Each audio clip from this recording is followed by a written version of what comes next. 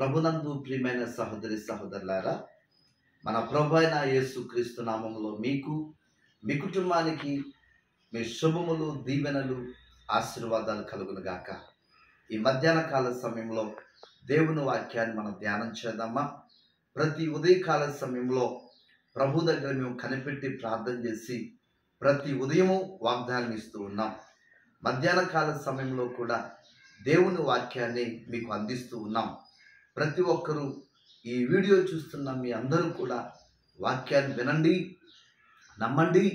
వాక్యం మీ జీవితాల్లో గొప్ప కార్యాలు చేస్తుంది. యేసుక్రీస్తు మాటలో శక్తి ఉంది, యేసుక్రీస్తు మాటలో జీవం ఉంది. ఆయనకు అసాధ్యమైంది ఏదీ లేదు. నోటి మాట చేత దేవుడు సృష్టిని సృష్టించారు. నోటి మాట చేత చనిపోయిన లాజరును బ్రతికించారు. నోటి మాట చేత గాలిని, తుఫాన్ని యేసయ్య ఆపారు. యేసయ్య వాక్యంలో అంత శక్తి, అంత బలముంది. ఈ మధ్యాహ్న కాల సమయంలో నీవు కూడా దేవుని వాక్యాన్ని నీ మనసులో శ్రద్ధగా నువ్వు ధ్యానించు. బైబిల్లో కొన్ని మాటలు ఈరోజు మనం ధ్యానం చేద్దాం. పరిశుద్ధ గ్రంథంలో నుండి ఎఫెసీ పత్రిక 5వ అధ్యాయము 15వ వచనంలో, దినములు చెడ్డవి గనుక మీరు సమయాన్ని పోనీయక సద్వినియోగం చేసుకొనుచు అజ్ఞానుల వలె కాక జ్ఞానుల వలె నడుచుకున్నట్లు జాగ్రత్తగా చూసుకొనుడి. నా ప్రియమైన సహోదరి సహోదరుడా, దేవుని వాక్యం ఈరోజు మనతో మాట్లాడుతుంది. దినములు చెడ్డవి అని దేవుని వాక్యం చెప్తుంది. ఎక్కడ చూసినా కూడా దుర్దినాలే, భయంకరమైనటువంటి గడియల్లో, భయంకరమైనటువంటి రోజుల్లో మనం ఉన్నాము. ఇంట్లో నుంచి బయటికి వెళితే మరలా ఇంటికి వచ్చే వరకు కూడా గ్యారంటీ లేదు, ఏమవుతుందో తెలియదు.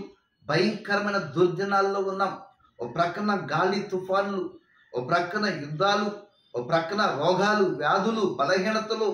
మానవుని యొక్క జీవితంలో శాంతి లేదు, మానవుని యొక్క జీవితంలో సమాధానం లేదు, మానవుని యొక్క జీవితంలో సంతోషం లేదు. చిన్న చిన్న యవనస్తులు ఆత్మహత్యలు చేసుకుని వారి జీవితాలు ముగిస్తూ ఉన్నారు. ప్రియులారా, కారణం ఏంటంటే మానవుడి యొక్క జీవితంలో సంతోషం లేకపోవటం వల్ల. అందుకే దేవుని వాక్యం చూస్తే దినాలు చెడ్డవి గనుక సమయాన్ని సద్వినియోగం చేసుకోమంటున్నారు. దేవుని రాకడ బహు త్వరలో రాబోతుంది. ఎవరైతే మారు మనసు పొంది, ఎవరైతే రక్షణ పొంది, ఎవరైతే బాప్టిజం తీసుకుంటారో వారి కుటుంబం రక్షించబడుతుంది. ప్రియులారా, మరొక మాట నేను చూపించి ప్రార్థనలోకి వెళ్ళాలని కోరుకుంటున్నాను. పరిశుద్ధ గ్రంథంలో నుండి ఆదికాండము 6వ అధ్యాయము 6వ వచనంలో దేవుడు సెలవిచ్చుచున్న మాట, భూమి మీద నరులను చేసినందుకు ఆయన సంతాపము నుండి తన హృదయంలో నొచ్చుకొనెను. నా ప్రియమైన దేవుని పిల్లలారా, దేవుని యొక్క హృదయంలో బాధ కనబడుతుంది. ఇక్కడ ఆదికాండము 6వ అధ్యాయం 6వ వచనంలో చూస్తే దేవుని మనసులో బాధ, సంతాపం కనబడుతుంది. కారణం ఏంటంటే నరులను ఎందుకు చేశానా అని దేవుడు బాధపడుతూ ఉన్నాడు. ప్రియులారా, కారణం ఏంటంటే దేవుని మాట మనం వినట్లేదు. లోకం వైపు చూస్తూ ఉన్నాం, పాపం వైపు చూస్తున్నాం. వెండి బంగారాల కొరకు పరిగెడుతూ ఉన్నారు. ఆస్తులు సంపాదించుకోవడానికి మానవుడు ప్రయాసపడుతున్నాడు తప్ప దేవుణ్ణి వెతకలేకపోతూ ఉన్నారు. కీర్తన గ్రంథము 53వ అధ్యాయము 2వ వచనంలో 3వ వచనంలో దేవుడు అంటాడు, ఆకాశము నుండి నరులను దేవుడు పరిశీలన చేస్తూ ఉన్నాడు. దేవుని ఎదుకువారు కలరేమో అని దేవుడు చూస్తూ ఉన్నాడు. ఏమి ఎదుగుతున్నాం మనం ఈ మధ్యాహ్న కాల సమయంలో? ఏమి కొరకు మనం ప్రయాసపడుతున్నావు? చనిపోతే ఏమైనా మనం తీసుకెళ్తామా? మనం చనిపోతే ఎండి బంగారాలు వస్తాయా? మనం చనిపోతే మేడమిద్దులు, ఆస్తిపాస్తులు వస్తాయా? నా ప్రియమైన సహోదరి సహోదరుడా, మనం చనిపోతే ఏమి మనం తీసుకెళ్ళలేము. మనం చనిపోతే మన వెనకాల వచ్చేది ప్రార్థన, మనం చనిపోతే మన వెనకాల వచ్చేది భక్తి, ధర్మకార్యాలు వస్తాయి. వీటిని మనం సంపాదించుకోలేకపోతున్నాం. లోకంలో వ్యర్థమైన వాటి కొరకు పరుగులెడుతూ ఉన్నాం తప్ప వ్యర్థమైన దాని కొరకు ప్రయాసపడుతూ ఉన్నాం. బైబిల్లో చూస్తే గెహాజీ ఎండి బంగారాలు సంపాదించుకోవడానికి ప్రయాసపడుతూ ఉన్నాడు, వెండి బంగారాల కొరకు పరిగెడుతున్నాడు. పిల్లరా, అంతేకాదు బైబిల్లో చూస్తే ఇంకా అనేక మంది బలులు, అనేక మంది రకరకాలుగా పాపం పోవడానికి రకరకాల కార్యక్రమాలు చేస్తూ ఉన్నారు. నా ప్రియమైన సహోదరి సహోదరుడా, మనం చనిపోతే ఏమి మన వెనకాల రావండి. దేవుని వాక్యాన్ని మనం నమ్మాలి, మన మనస్సును మార్చుకోవాలి, మన హృదయాన్ని మార్చుకోవాలి, పరలోక రాజ్యాన్ని మనము సంపాదించుకునే వారిగా ఉండాలి.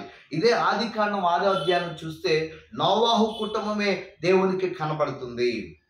నోవాహు ప్రార్థనాపరుడు, నోవాహు నీతిమంతుడు, నోవాహు యథార్థవంతుడు, నోవాహు తన కుటుంబాన్ని రక్షించుకున్నాడు. ప్రియులారా, నీ కుటుంబాన్ని రక్షించుకుంటున్నావా?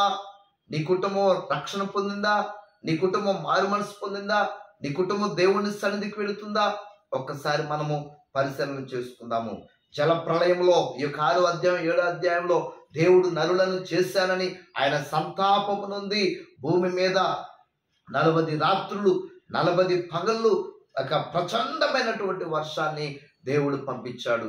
జల ప్రళయంలో అనేక కోట్ల మంది ప్రజలు, ధనవంతులు, బలవంతులు, అంద ఐశ్వర్యం కలిగిన వారు ఆకులు రాలిపోయినట్లుగా జల ప్రళయంలో కొట్టుకుపోయారు. ప్రియులారా, కేవలము నోవాహు కుటుంబాన్నే దేవుడు రక్షించాడు. కారణం ఏంటంటే నోవాహు నీతిమంతుడు గనక. హెబ్రీ పత్రిక 11వ అధ్యాయంలో రాయబడింది, నోవాహు తన ఇంటి వారి కొరకు రక్షణ వాడ కట్టుకున్నాడు. ప్రియులారా, తన ఇంటి వారి కొరకు రక్షణ వాడ కట్టుకున్నాడు. నీ ఇంటి కొరకు నువ్వు రక్షణ వాడ కట్టుకుంటున్నావా? సొదొమ గొమొర్రాలో కూడా అనేక మంది పాపములో, ఉగ్రతలో, దేవుని ఉగ్రతలో అగ్ని గంధకాల చేత ఆ దేశాన్ని దేవుడు కాల్చేశాడు. కారణం ఏంటంటే ప్రార్థన లేకపోవటం వల్ల, విశ్వాసం లేకపోవటం వల్ల, భక్తి లేకపోవటం వల్ల. ఈ లోకంలో మనం తిన్నామా, పని చేసుకున్నామా, 4 రూపాయలు సంపాదించుకుంటున్నామా, ఇదే మనం ఆలోచిస్తున్నాం తప్ప మనం ఈ లోకంలో ఎందుకు బ్రతుకుచున్నాం, చనిపోయిన తర్వాత మనం ఎక్కడికి వెళ్తాము, పరలోకం వెళ్తామా, నరకం వెళ్తామా అని ఎప్పుడైనా మీరు ఆలోచిస్తున్నారా? దేవుని వాక్యం